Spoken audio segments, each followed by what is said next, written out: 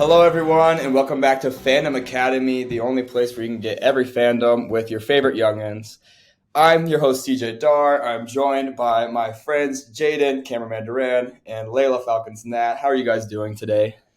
I'm good, man. I'm coming off of a great weekend. We got a lot of great content and a lot of good stuff to talk about, so let's get right into it. Yeah, I'm doing good too. I just had the most stressful hour of my life. Literally 10 minutes ago, I was in the middle of a power cut. I was like, there's no way this is going to happen. I'm going to have to use my hotspot, which we know didn't go well last time we had this issue, but we're here. I thought I was going to have to use my lightsaber as lighting, but here we are. The hero that is the electrician saved the day, and we're here and we're vibing, and I'm excited to talk about the Mandalorian and everything else that we have going on. And today we also have a very special guest, fellow Chris Evans enthusiast from comicbook.com, Liam Crowley. Liam, how are you doing? Fantastic, CJ. Thank you guys so much for having me. Thank you for your patience as well, because we've been trying to make this happen for a minute, and schedules are ever changing, but I'm glad we could set aside some time on a big week too. It's WrestleMania season. Hell yeah. Well, before we get into WrestleMania, we talked last week about Marvel Madness, and unfortunately, our team did not make it. Tragic, listeners. You should have voted more, made more bot accounts. I don't know what else to tell you. But it is still going on, so go support it. Go give all the votes and all the support, all the retweets to the 4 teams still alive. And make sure we'll keep you updated on that and who wins next week. But let's get into it. WrestleMania is this weekend, this Saturday and Sunday. There's wrestling every day this week, starting with Raw tonight. That starts in like an hour at time of recording. And there's some pretty big matchups going on. Liam, I'll start with you as you're a big wrestling guy too. Which match are you most looking forward to? So most people would think Cody versus Roman, because Cody's like one of my all-time favorites. But the build to that match has left a little to be desired. And I think the most magic storyline going into Mania is the Usos versus Sami and Kevin Owens. I really hope that main event's night one. It's been the best, most consistent story for the past 8 months. I love long-term storytelling. As you know, we're all fans of Marvel here. The reason why Infinity War and Endgame were so special is because we built up to them for 20-something movies. And Sami and Kevin, that storyline beginning way back in May of 2022, now getting to culminate basically a year later. It's going to lead to a really, really special moment, and that LA crowd's going to be hot. And so, yeah, that's easily my most anticipated of the weekends. I definitely agree. That match should totally main event night one. I think it's the hottest story. I don't think it's even remotely close, to be honest. I think Sami Zayn has been on a whole nother level. I think this might even be the best story WWE's had in like the past 10 years even. So it would be a mistake, I think, for that not to main event. But for purpose of another big match, Cody versus Roman is gigantic. I wrote an article, and AF wrote another one. I wrote about Cody Rhodes. AF wrote about the Bloodline on the site. Go check those out. This match has so much history leading into it. This has been a long journey for Cody Rhodes, and Roman Reigns is on a run like no other. Liam, what are your thoughts on this one? Yeah, this is a big, big match. I've been following Cody, honestly, since he left WWE, which is kind of strange because he was one of my gateways into WWE. But because he was kind of always in that lower to middle tier mid card, he never really ascended to a point where like there was a lot of substance to get behind until he left. And him going across the indie scene, betting on himself, turning down guaranteed high 6-figure money to really just make a name for himself, and taking over the independents, taking over New Japan, Ring of Honor, starting AEW, all now leading to him going back to the place that shunned him to begin with. Main event of WrestleMania. It's unheard of what he's doing right now. I go by and say he's like the most important person in the wrestling business that's active today, because he has helped the industry boom once again.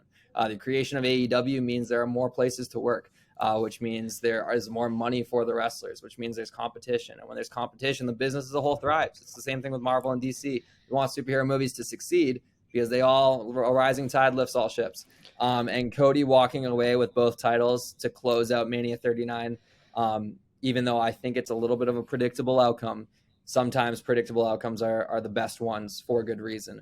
And I think it's going to create a really, really special moment. But that being said, I don't think it's all guaranteed necessarily. Roman, if he retains, would be like 30 days away from reigning as champion for 1,000 days, which hasn't happened since like the 1980s.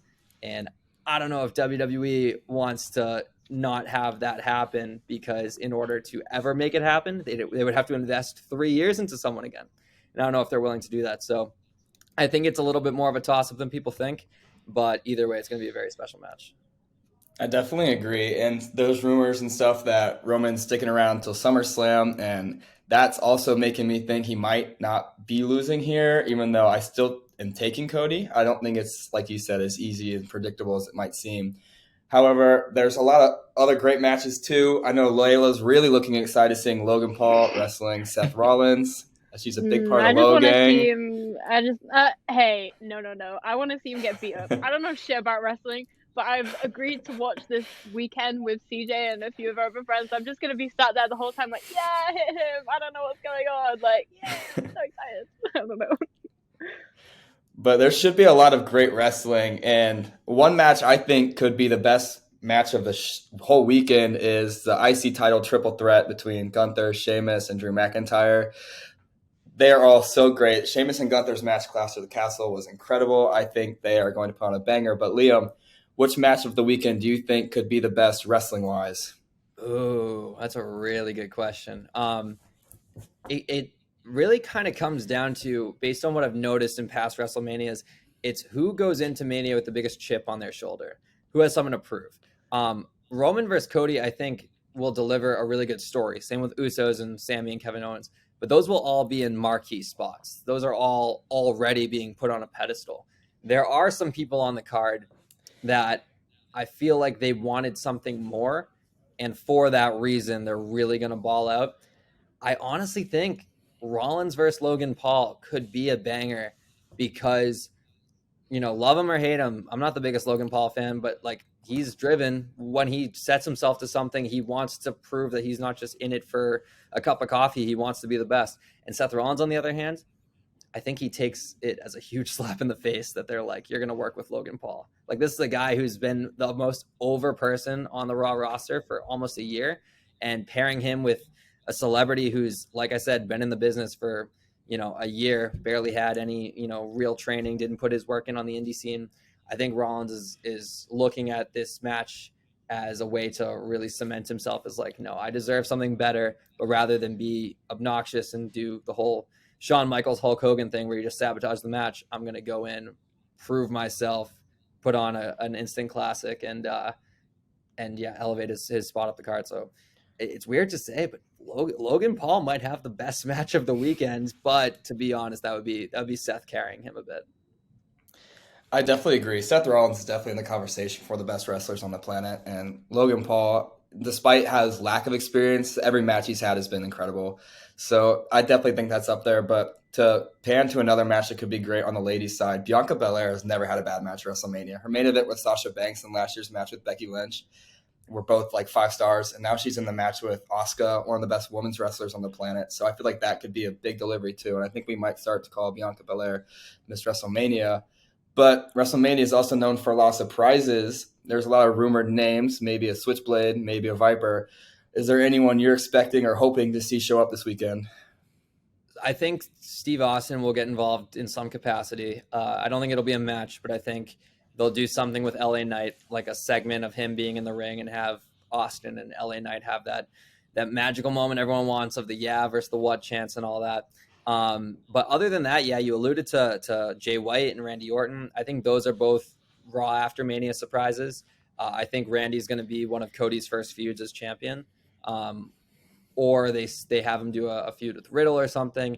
He was recently spotted bald and not having a beard, and people know what bald Randy Orton means. He's going to be an absolute menace when he comes back, probably working as a heel. And Jay White, he could go to AEW. I don't think he's signed a contract yet, but he seems better fit for WWE. He seems like that AJ Styles 2016 vibe of a guy who could come in from New Japan, skip NXT, and instantly be over, because that Raw After Mania crowd is full of diehard fans, and they're going to treat him like a big deal. And then all the casual fans are going to be like, okay, maybe we should treat him like a big deal. And I think he could be getting a world title shot by the end of the year.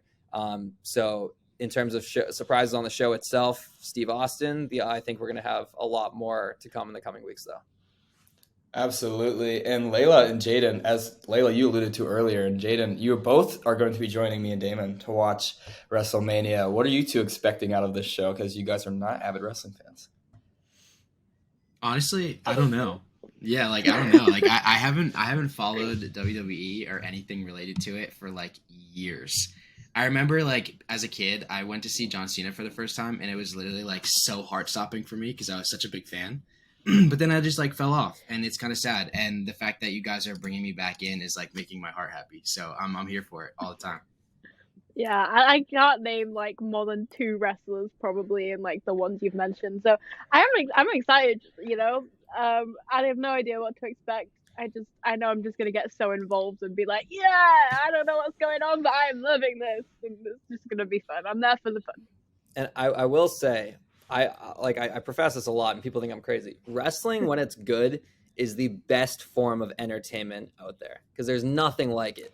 Like we're talking about simulated storytelling in front of a live audience, where these two stuntmen are doing their scene in a one-take environment, and they don't mess up. Like it's insane. Like people always want to do it's fake, right? You can't look at it like a sport. You got to look at it like a theatrical performance. And I'm excited to hear what you guys think afterwards, because they do a really good job with WrestleMania of making it accessible for a casual fan. They do these awesome pre-match packages that basically serve as movie trailers for the match you're about to watch. And I think Mania could make a fan out of both of you for real. It's going to be exciting to see. And there's no better starting point than WrestleMania, as it's basically like a season premiere or season finale going into a season premiere the next night. So it's a great time. I'm so excited to watch with you guys. But keeping things with an action and a high pace and stunts, let's talk John Wick. John Wick 4 just came out this week, and me and Jaden saw it together on Saturday. Jaden, I'll go to you. What did you think? This movie was incredibly chaotic, as were the first three. This was something that it felt like I almost lost sight of what the actual story was, just because the action was so crazy in this film. And I was glued to the screen the whole time. It did feel a little long, but it was also one of those things where there was a good balance between like the calmness, the story building, and like the almost like the build up of that climax. And yeah, I was excited to see it. I'm glad I got to see it with my boy CJ, and it was a good time. I love John Wick 4. Bill Skarsgård is one of my favorite actors on the planet. I think that man is on a roll between this and Barbarian. I can't wait to see what he does next. But Liam, Layla, did either of you two have the chance to see John Wick this weekend? I haven't. I've never seen a John Wick movie ever. Like that's like the one of the few franchises I haven't touched yet. But seeing the reviews for it, it's kind of tempting me to do like a whole marathon and go see it, because I've seen some good things and I've always heard good things about the franchise. So maybe this will be the one to get me on board. Yeah, I echo what Layla said. Unfortunately, I'm missing out. I have not seen a John Wick movie. It's bad. I meant to catch up before John Wick 4, and then just like naturally the nature of the beast with this industry, when I get assigned a project, that takes precedence of what I'm binging next. So I haven't got to see it. Definitely want to. People say this is like a top 5 action movie of all time, which is very exciting to hear. And also just posthumously, I want to support Lance Reddick, because that was really hard news to process. And I know that John Wick, that franchise, was a role that, like, I don't want to say put him on the map, because he's been doing his thing for decades, but it kind of brought him to the mainstream because he was doing so much TV beforehand. So definitely want to go to the theater to support Lance Reddick's work. Keanu Reeves, just I think the most genuine guy in Hollywood. I think everyone can agree about that. And yeah, this franchise too, that, you know, I don't know too much about it from a story perspective, but from like a behind the scenes perspective, when that first movie came out, they released the first teaser trailer like 4 weeks before, because the studio had like no confidence. They were like, we'll run the tightest marketing campaign possible because we don't want to invest too much money in it. And then all of a sudden it gets like a cult following. Fortnite, no joke, had a big hand in John Wick's popularity. Yeah. And now we're in a legit action franchise that's had an ascension, I'd say reminiscent of Fast and Furious, in the sense that it started as a very small budget hitman movie, small budget street racing movie, and now they're like superheroes. So it's good for the box office, though, when we have original action franchises, because we do exhaust a lot of IP. Agreed. It was a great time, and it's funny you mentioned Fast and Furious because a lot of the crap that gets shown to the Fast and Furious is how unrealistic it is. And I feel like John Wick, even though it has its moments of being unrealistic, is pretty grounded for most of the time, and that really helps its storytelling, and it's really fresh because it makes it different from any other action movie. So that's really cool. And there's also a really, really cute dog in this movie, everyone. If we have not sold you on this movie yet, this dog should. You will Sold. be in I'm love good. with this dog in like 2 minutes. It's so awesome. But we're going to start a new segment here this week on Fandom Academy where we're going to talk paparazzi pics, and we're going to talk some set photos. But if we're talking paparazzi, it would not be like us to not start with our faves. So, Layla, you told me you had some Pedro Pascal running pics you wanted to talk about. I don't know what it is with this man, but these paparazzi pictures just fucking send me like every time. There's some pictures of him after some people met him in a coffee shop, and he's just running away. Like, he's actually sprinting away, and he looks so funny. Like, I don't know why. It's just the best thing I've ever seen in my life. Like, people are making so many memes about it, and oh, I love him so much. Like, I want to run away from a coffee shop with him. Like, let me follow you. Let me run away with you, you know? Like, I don't know. It just really made me laugh. It's like my favorite paparazzi picture to ever come out, like, in a long time. And I don't condone, because there's a lot of videos of paparazzi, like, harassing him. Like, fuck that. But this picture really made me laugh. I'm sorry. I had to laugh. Rachel's tagline, friend of the pod, Rachel Leishman, Yeah. posted a tweet on it where she said, play ceilings next to those pictures, and it had me crying laughing. It was so good. But from Pedro to Glenn Powell, one of my faves, Glenn's filming a movie, Anyone But You, right now out of Sydney, Australia. We've gotten so many great pictures. We have him feeding a giraffe. We have him playing with a capybara. Just wholesome content from Sydney, Australia with my favorite person. And now from Stan paparazzi pictures to movie set photos, we got our first look at Lady Gaga in the Harley Quinn costume this week. Liam, what did you think? So the reason why I pointed at you, CJ, is because I thought you were making a segue of paparazzi Lady Gaga. Oh, that would have been so good. I should have. For next Yay. time. Yeah, it's cool. I like that it fits the vibe of, I don't even want to say Joker universe. I'm so sick of saying the word universe. I try to use synonyms as much as I can in my articles because it's just exhausting. But the Joker franchise, if you will. It's practical. It doesn't look like it's too comic booky. And this is going to be a pretty wacky movie because it's going to be a musical, obviously. But still, I like that her Harley Quinn looks distinct enough from Margot Robbie's. These are characters, especially the DC Batman Rogues Gallery, they've been around for decades. There's so many different iterations you can pull from. No two are necessarily the same.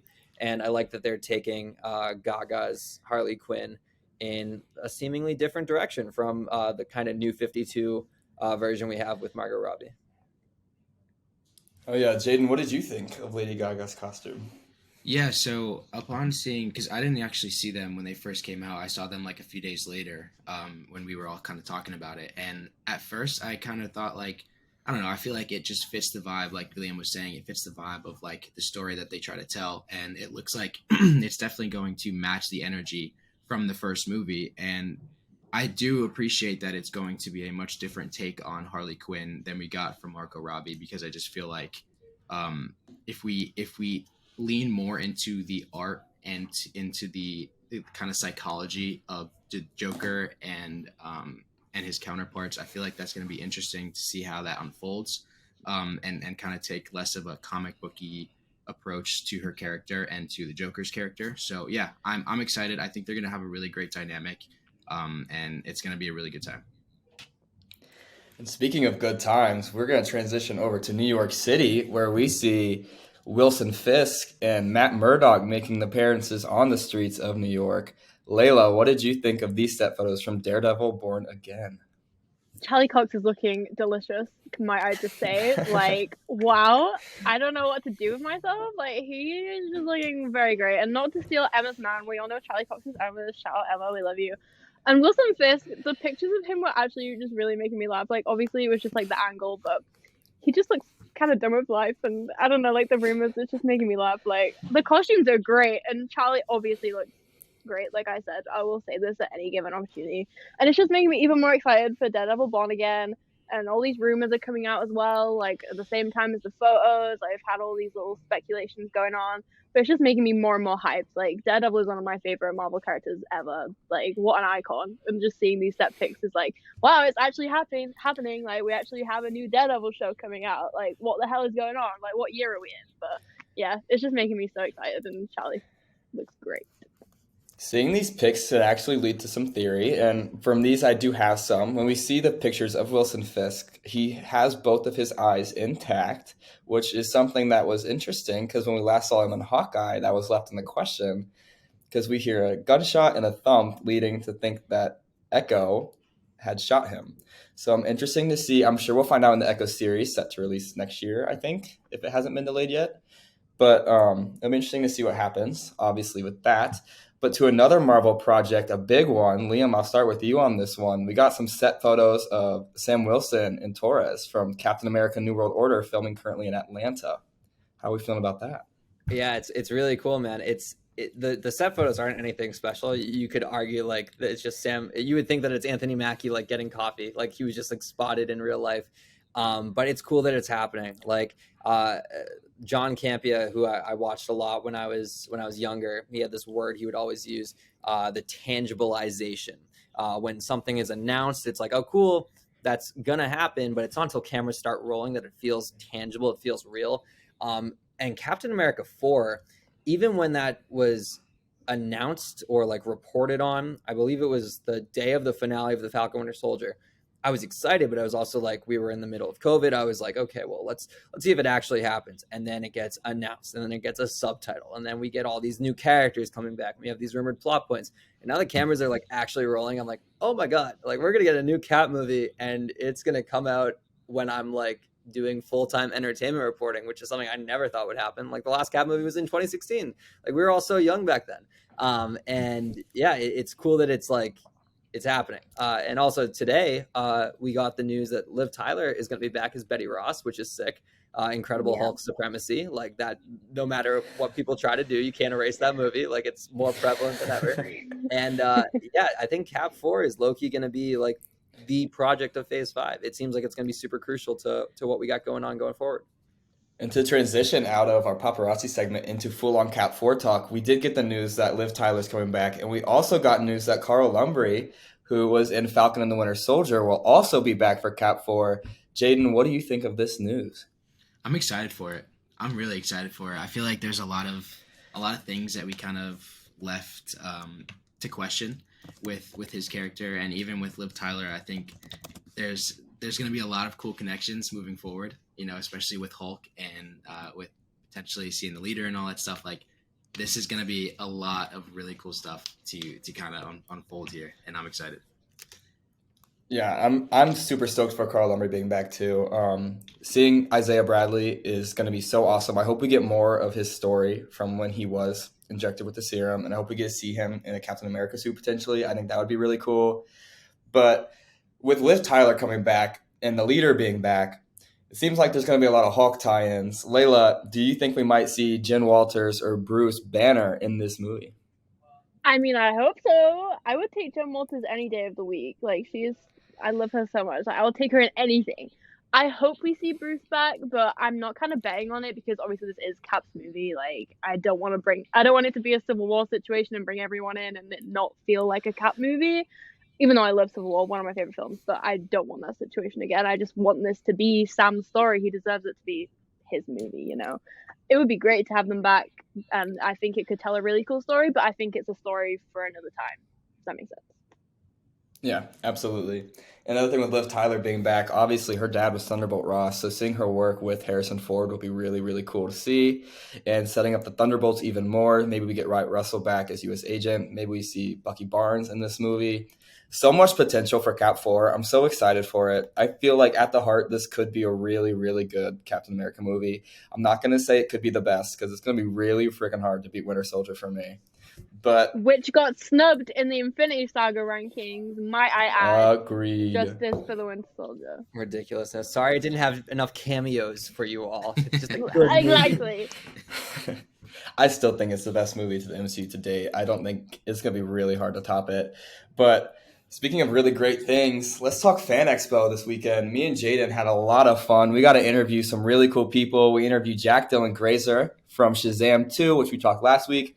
We got to interview Kate Flannery and Oscar Nunez from The Office, who played Meredith and Oscar. Iconic roles. And we also got to talk to Tara Strong, who you guys might know as Raven from Teen Titans Go, Batgirl. You might know her as a more common one in Miss Minutes as well. And we asked her about the rumors that have been floating around Miss Minutes and that if she will appear alongside Ryan Reynolds in Deadpool 3. And she told us that she hasn't heard anything yet, but she would be open to it. Layla, would you be down to see Miss Minutes in Deadpool 3? 100%. I'll be down to see anyone in Deadpool 3. Like, this is gonna be such a fun movie, and Miss Minutes would add like such that fun vibe to it. Like, anytime she popped up in Loki, I was like, yeah, give me more of this icon. Like, put her with Ryan Reynolds. Imagine Ryan Reynolds as Deadpool arguing with Miss Minutes. Like, it would be so funny. And even if she knows nothing about it, I feel like there is a strong possibility. If the rumors are true, I feel like we will get to see this dynamic, and it's gonna be fun. It'll be so fun. Like, those interactions would be hilarious, and I'm so hit for it. Liam, I'm going to send it to you. Do you think Tara Strong went to the Andrew Garfield School of Lying and lied straight to our faces? So I think she might be telling the truth only because she's a voice actor, in the sense of like she might not be told about this project till it's done filming. You know what I mean? They might just be like, oh yeah, well, this thing comes out in 3 months and we're doing all our voiceovers now. And by the way, you're in the movie. Like, come by on set and record your tracks. So I actually think there's a chance she might be telling the truth. But at the same time, this movie makes a lot of sense to be super TVA heavy. I don't think it's a coincidence that we keep seeing reports about Owen Wilson and Mobius and just like TVA, like paraphernalia and all that kind of stuff. And I think it's a very neat way to integrate Daredevil's on the mind. It's been a long Deadpool into the MCU by giving him a bridge that already exists. Like, there's obviously a lot of narrative hoops you have to jump through when you're bringing these legacy characters into the MCU. Like, No Way Home did a pretty good job, in my opinion, but we still had to like kind of just nod along and just imagine like, oh, well, they technically died years apart, but we're just going to let it happen because it would make for a good movie. Deadpool having that natural connection with the TVA in terms of like the multiverse connection and all that kind of stuff already being built, I think is going to make for a very seamless transition. It'll make for a better movie experience overall. And it won't feel forced, which I think is super, super crucial. At the end of the day, too, this is Deadpool 3. Like, this is not just like a random Deadpool movie and we're going to complete his trilogy later. This might be the last time we have a solo Deadpool movie. As popular as the character is, Ryan Reynolds has a very high price tag. And like, you know, Iron Man 3 in 2013, that character was super popular. And we never saw him in a solo movie ever again because, you know, they could only afford him in ensemble pieces. So I think you still want to complete this trilogy and have a proper conclusion to the 3 Deadpool movies, while also ushering him into the MCU and setting up his future and team-ups going down the line. And having a TVA connection is super crucial. And I think Miss Minutes has a nice little comedic segue to make it feel like, you know, there's not too many moving pieces. We can relax and just kind of tie these threads together without having to do too many mental gymnastics. Absolutely. And yeah, I completely agree. I would love to see her show up in Deadpool 3. I think it would be a lot of fun. Like, I agree with you. Ryan Reynolds and Tara Strong going back and forth would be really funny. Mm-hmm. But Jaden, we also got to sit in at Sean Gunn's panel at Fan Expo Cleveland, and he talked a little bit about Guardians 3, saying it was his favorite project he's ever worked on, and that he said it would be melancholy. What did you think about his panel? I thought it was a lot of fun. He didn't give us much insight because, you know, things with spoilers and all that, but there were specific things that he did say and he did allude to that got me pretty excited. Also, it's in preparation for absolute heartbreak. But yeah, I think, and even just with his character, like, I'm excited to see where his like arc has taken him, because he's just not no ordinary Ravager anymore. Like, he's now captain. He has the Yaka arrow. Like, he's got a lot of treading to do, and I'm excited to see where that kind of takes him moving forward. And speaking of panels, another one me and you guys sit in was Emily Swallow. You might know her as the armor on The Mandalorian. And there was a couple takeaways from this, but one I was really interested in, and because we cannot go a single week on this podcast without talking about the amazing show that was The Last of Us. Emily Swallow voiced a character in The Last of Us 2, and she said she would be down to come back and work on The Last of Us Season 2 alongside Pedro Pascal because they need to work in more projects together. Layla, what would you think about Emily Swallow coming in? I mean, she did have a very minor part in The Last of Us Part 2. I think she was just like a scar or something. But it would be very cool to have her back and work with Pedro again. I mean, if she would be working with Pedro at that point. But anyways, story for another day. Yeah, I'd love to see her in The Last of Us. Like, it would be great. I'd have her in anything. Like, she's great. I love her so much. And the Scar story is actually a really interesting storyline, and it leads to a lot of new characters and a really big journey for one of the main characters, Abby, in The Last of Us Part 2. And yeah, I'd love to see Emily Swallow. She's an icon. I'd have her in anything.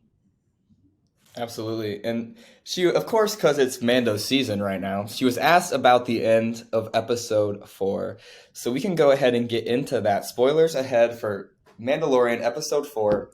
She was asked why she avoided talking about or giving her knowledge on the mythosaur to Bo-Katan at the end of the episode. And she was alluding to something big coming, and something's up the armor's sleeve. So, Layla, I guess we'll start with you, our resident Mando expert. What do you think the armor could be up to? I don't know, and she's really stressing me out. Like, why? There's literally a beast that should be extinct on your planet that was meant to be destroyed, but it's just swimming under this water, and someone saw one, and it's either you don't believe her, or you've already fucking seen it, and you're, like, hiding it. Like, what is going on? Why? I don't know. I don't know who the enemy is here. I don't even know if there is an enemy. Maybe they're just fooling us. Maybe we're thinking too hard into it, but I'm just stressed. Like, are they even going to go back to Mandalore in this season? Like, have we already got our fix in Mandalore? Like, that seems like that's gone and wrapped up now. Like, he's redeemed. That's all he needed. They don't need to go back now. So, like, why are we bringing in the mythosaur? Like, I'm stressed as hell. Like, I don't know who's up to what, and I have no idea. And I'm just scared for Din's life, to be honest. Please help. So much of the marketing for this season was surrounded about the return to Mandalore, and it looked like a potential looming civil war between Bo-Katan and Din Djarin. But Liam, leaving episode 4, it looks like the series is taking a completely different shift. It doesn't look like we're going towards Bo versus Din anymore. It almost looks like we're going to a completely different story. Who do you think could be like the potential big bad of the series, and do you think there's any seeds being planted towards the rest of the show? So we do know Moff Gideon's coming back. Giancarlo Esposito has been talking about like his involvement, and he hasn't been in any trailer footage to my knowledge.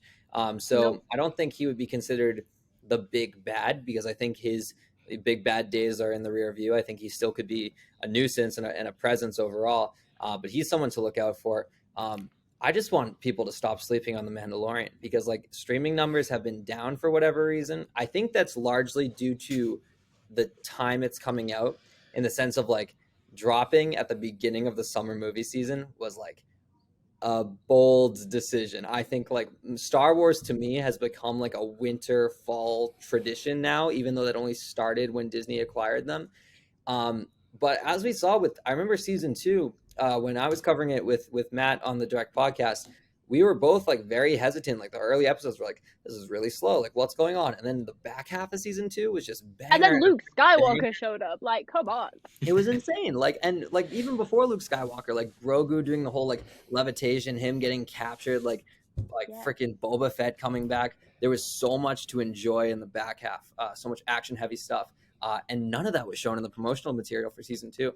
So I think season 3 is going a very sneaky way as well, where it's like, it feels low key right now. And then we're going to look back and be like, man, we really wish we invested week to week more rather than play catch up, because everyone's going to be talking about the show in the final few weeks.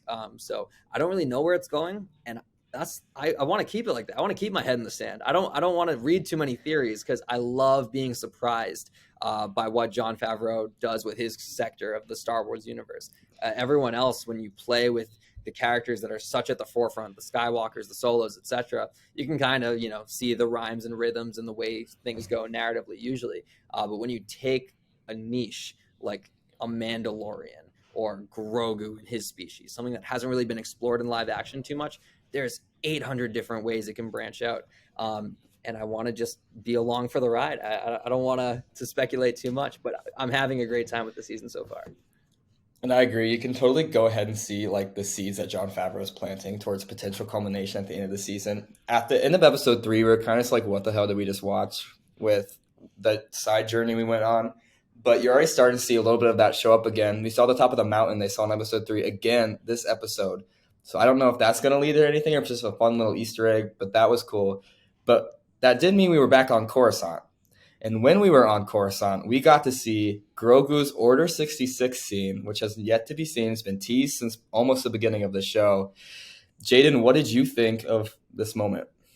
I feel like it was honestly gut-wrenching, mostly because to see Grogu in such distress and kind of like that parallel where, this was actually brought up in the panel with Emily Swallow, where she brought up the parallel between in the first season when the armorer was doing her thing with the, making the armor and whatnot, and Din was having his flashbacks from his tragic moments in his childhood, and kind of seeing that again here with Grogu having his moment, looking back and kind of remembering some tragic moments from his life. It was tough. It was tough to see. We got Ahmed Best back, which was awesome. I really enjoyed that. I feel like that was like a full circle moment, legendary moment, and it was great to see him back. But yeah, it was tough. It was tough to watch, and hopefully, moving forward, we get a little bit more as to how he kind of ended up where he was. But yeah, it was tough. I love what the Star Wars universe does with the Order 66 scenes because they feel like such a big deal when you see them now. Seeing Ahsoka's in the last season of Clone Wars is crazy. Cal Kestis is one of my favorite Star Wars moments ever in the Fallen Order game. But for this one, I'm not going to lie to you guys. I was sat there with full clown makeup on. They were shooting Me at the too. clones, and someone was opening the door. I was like, oh my God, we're about to get hated. I was freaking out. That's exactly what I thought. And then I was full clown makeup again because as we were about to open that door before Ahmed Best showed up, I was like, oh my God, we're about to get Ewan McGregor or Mace Windu. I was like, oh my God. And That was my exact thought process. I was like, for fuck's sake, like, come on. I was just like transition. It was crazy. It was a great time though. Seeing Ahmed Best back is really cool. Obviously Jar Jar Binks. I love Jar Jar Binks. Watching him, I thought it was funny growing up. But obviously not very popular amongst the vast Star Wars fandom. So it's cool. I don't want to call it a redemption arc, but it's cool seeing him get another chance to play another cool character. I'm excited to learn more about him. We don't have a lot of information on his character. So I think he only had one tiny appearance, maybe on a YouTube show, I think I heard, before showing up in this show. So that's really cool. But Layla, what was your favorite takeaway or moment from the Order 66 stuff we saw? Dave Filoni just hates us. Like, he just doesn't want us to be happy. Like, I'm sick of this man. Like, I love him so much, but give me a break, please. I'm already distraught. Please, just give me a break. Obviously, it's so cool just reliving Order 66, even though it emotionally wrecks me. Just seeing Grogu, like, we've already had, like, hints of it, but him in and he looked so tiny, and I just wanted to cry and give him a hug. And one thing that someone brought up on Twitter, which could be reaching, it probably is reaching, but the little red thing he was wrapped in was the same color of the clothes that Din wore in his flashback. And I was just like, they hate me. Like, they just want me to cry at this. Like, why do you hate me so much? Dave Filoni, please give me a break. Like, but yeah, I enjoyed seeing it. It was great. It had me hyped, and then it had me crying, and then I was hyped again, and then I was crying again. It was a whole journey, but I think it was really great. And like Jaden said, the kind of comparison between the armorer doing her little whatever she's doing, armoring, I don't know, and then like the same thing happened with Din in season 1. That I was just like, oh, that's my father and that's my son. Like, oh, I'm so happy, and I just love this show so much. I just love it. And as awesome as this scene was, it did leave a little bit to be desired, which means we're probably going to get more from this era of Grogu's life. Liam, what do you expect to see? That's a really good question. I love when we get to flashback to like the prequels, because to me, it's not even just a Star Wars thing. It's that when we get to revisit a scene that was shot like decades ago with modern technology, for whatever reason, it always gets me. Like, everyone is always, they keep saying like they're so sick of going back to the Battle of New York in modern MCU movies. Give me more. I loved Yes. that Hawkeye opening scene. I loved damage control in Spider-Man Homecoming. It's just cool to see different perspectives of something that encompassed a whole universe, something like Order 66 that might have happened, in a couple rooms across the galaxy. But the ripple effects, this impacted like Grogu's childhood, his entire life moving forward. So what we get moving forward, I hope we get to explore more of Ahmed Best's character. I think it's really, really cool what they did with him in terms of repurposing him in the Star Wars universe to make a wrestling connection. Like, this is the equivalent of Cody Rhodes going from Stardust, who everyone hated, to being away from WWE for 6-7 years, then coming back as the all-conquering hero, the American Nightmare, Cody Rhodes.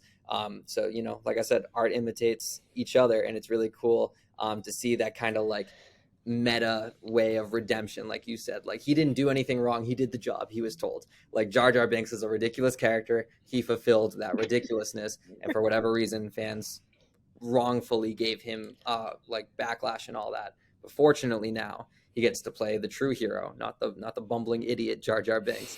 And I really, really hope he gets a cool narrative alongside Grogu moving forward. Absolutely. And I would be completely remiss to go an entire pod without talking about Mother and Bo-Katan. Her angle is very interesting to me, because when she first joined the guild, I was like, I don't think this will last long. But after this episode, I think I've switched that. I think she's actually going to try and stick it out. At least that's how this episode seems. It seems like she's really fitting in. She seemed like she didn't take her helmet off unless she was by herself, like she's following the rules. And I'm just really curious to see where it goes. Layla, what do you think about Bo-Katan's arc? Part of me still wants to think she's up to something, because I just want her and Din to fight. Like, I don't know why, I just really do. But yeah, she seems to be just chilling. Like, she was calling them a cult like 2 episodes ago, and now she's following their rules and living with them and being their bestie. Like, I don't know what's going on. Like, it could be because everyone has left her. She has no one left, and she doesn't want to be on her own, and maybe she's trying to give it a chance, or maybe she's trying to like infiltrate. I don't know. I have no idea where this season is going anymore. It's completely different to what I theorized and what I predicted. But I kind of hope she sticks it out a little bit, like, good for her, I guess. Like, change your mind or something. But I don't know. I still kind of think she's up to something, and I feel like there could be something in there where it's more infiltrating. But yeah, good for her, I guess. I don't know. It's really stressing me out. My head hurts. I don't know. I almost wonder that if when she saw the mythosaur, she decided she wants to lead this thing again in a way. And so maybe she's like, this is a play for leadership. So she's gaining anyone's trust so she can make that play. So I'll be interesting to see where that goes, because I'm with you. As much as I want to believe she's happy, content, it's just such a like far 90-degree turn, like hard left turn from where we saw her at the beginning of the season. It feels way too quick. But I do think Bo-Katan gave me one of my favorite moments of this episode at the beginning, right when the shot, you see her flying towards the dragon that picked up that poor kid. That poor kid's been through so much this season. Give that kid a break. But you get one of the coolest Star Wars shots I've maybe ever seen, with the sun in the background and her plane or jet flying towards the dragon. I think that's such a beautiful shot. I love the way it saw, like, love the way I saw it, and it was my favorite moment. Layla, what was yours? Mine was Grogu in training. I was like, fuck this kid with the helmet on. Like, why are you shooting at a little green child? Like, that is my child. Don't hurt him, or I will come for you. Like, how is Din okay with this? He was stressing me out. Like, you're meant to be this guy's dad, and you are letting him get shot at by another child. Like, protect him a little bit, please. Anyways, stressed me out. But anyways, he was cute. And when he just shot that fucking kid, I was like, yeah, fuck you. Like, get out of here. I don't care. Grogu's a Mandalorian now. Like, he's the best. He can beat you. And then when Din was like, he was like, I'm proud of you or something. Like, I said this at the start on the first episode we spoke about the Mandalorian, what we want from this season. I was like, I just want Din and Grogu to be father and son, and I want some cute father and son moments. And that's exactly what I'm getting, and I'm here for it, and I just want more of it. Yeah. Yeah, absolutely. Liam, what was your favorite moment from this episode? I think I'm going to echo what you said about the shot of the ship flying in front of the sunset, because I saw on Twitter, I think that was a callback to The Force Awakens, when some of the TIE fighters are coming in on, I want to say Jakku. I think it was a sand planet. It was Tatooine, obviously wasn't in The Force Awakens, but I adore that movie. I think in The Force Awakens, is hurt by the baggage that Last Jedi and Rise of Skywalker put on it. But when I just put it in a vacuum of how I felt in 2015, seeing it in theaters for the first time, it's a top 3 Star Wars movie for me. So any type of callback to how I felt in that theater on December 18th, 2015. I still remember the date. Wow. Is cool. So shout out, who directed this episode? Carl Weathers. Carl We Weathers, didn't talk yeah. about that. Yeah. I think he might have tweeted that it was a direct callback. So shout out Carl Weathers. He's a Star Wars junkie, just like all of us. Jaden, what was your favorite moment of the episode? I would say my favorite moment was probably when they were flying over the water trying to get the kid back from the dragon, as they were, all with their jetpacks, all, using their weapons and stuff, and they're all very unique weapons. So it was very cool. I enjoyed that part a lot. Yeah, definitely a fun episode. I don't think it was my favorite of the season. I still think episode 2 is my favorite, but this is definitely up there. I'm so excited to see where we go from here. And unless anyone has anything else to add, that'll wrap up our Mandalorian talk. Don Pedro Pascal. Absolutely. And what a great way to end the episode, talking about Pedro Pascal, full circle moment. Well, make sure you're following Fandom Academy on all the socials, and then hit that notification bell so you don't miss out on any content. You can find all the shows on the AOF Podcast Network, including Agents of Fandom, Ticket to Reality, Listen 3000, Comic Corner, and The Critics. And, of course, us here at Fandom Academy on Apple, Spotify, or anywhere you get your podcasts. We also have the new website up and running. It's looking great. As I plugged earlier, me and AF are finally getting wrestling content out of the site, so that's very exciting. Layla is doing a piece on Oscar Isaac right now, so you Oscar Isaac stands, go check that one out when it's released. And you can go check out the AOF Fandom store, where we have some great merch, some Loki-themed merch. If you're excited about the Miss Minutes news, you can go check that out. And thank you guys for joining me here like every week. Jaden and Layla, where can the people find you? You can find me on all socials. It's just jaden.cmduran. We're also check out the Agents of Fandom TikTok, where CJ and I covered the Fan Expo. We got the Tara interview is up on there, actually. And we also have our haul, because we got a lot of cool stuff. And yeah, we explored the Fan Expo, so check that out. Yeah. Before I tell you what to find, I just want to say I'm so proud of you guys. Like, you slayed this Fan Expo. Like, when all these interviews are coming out, like, CJ, you were texting me them before, like, they went on tour and stuff. I was just like, those are my best friends. Like, they're doing such good work. I'm so proud of them. And I'm just so jealous that you got to hang out this weekend. Like, I miss you guys, like, the most. But make sure you go check out everything they did this weekend. It was great. You can find me on all socials at FalconsNap. And I think that's about it. I have a cool Mandalorian piece coming to the site, kind of theorizing about the rest of the season, who we might see, what kind of some outcomes might be. So make sure you check that out. And yeah, thank you so much for joining us. And Liam, thank you for joining us. It was great. Yes, Liam is one of the fastest up-and-coming entertainers in this industry. I don't want to say entertainer, journalist. Liam, where can the people find you? Well, thank you for the kind words, CJ, and thank you guys for having me on. This is a blast. You guys do great work at Agents of Fandom. Like, I love supporting y'all. Like, I love the by the fans, for the fans vibe that AOF rocks, and always happy to support. I'm on all socials at Liam T. Crowley. And yeah, I have so much content that stretches across other like crazy universes: Marvel, DC, Star Wars, wrestling, Percy Jackson, Shadow and Bone, Spinning Gold is a movie I'm covering this week. I have interviews from Renfield coming shortly, hopefully. So keep a lock on my socials for all random tidbits. And yeah, it's been a really fun year so far, and I appreciate anyone who supports my content. And obligatory plug for Percy Jackson. News dropped today, time of recording. The season 2 writers' room has begun. It doesn't mean season 2 has been greenlit, but it does mean that they have been approved to start writing scripts, which only means when it inevitably gets greenlit, we can start filming as soon as possible. And then I will die happy, because that's all I need in my life. Live action Percy Jackson show, and maybe I'll retire at 25 and I'll pay off my student loans by living on the side of the road. As long as I get my Percy Jackson show, that's all I care about. Had to get it in there. Yes, if you are interested in anything Percy Jackson and you are not following Liam Crowley, what are you doing? He's just the best at it. And you can follow me to see all my awesome interviews I did this weekend at CJDart_ on all social media. And we will be back here next week previewing Star Wars Celebration, where Jaden and Layla will be on location with press passes, With our attending press panels. passes, what the hell? Official We're going as as press. fuck. Like, what the hell? It's crazy. So make sure you're back here next Tuesday, and we'll see you all then. Thanks for Right. watching, listening.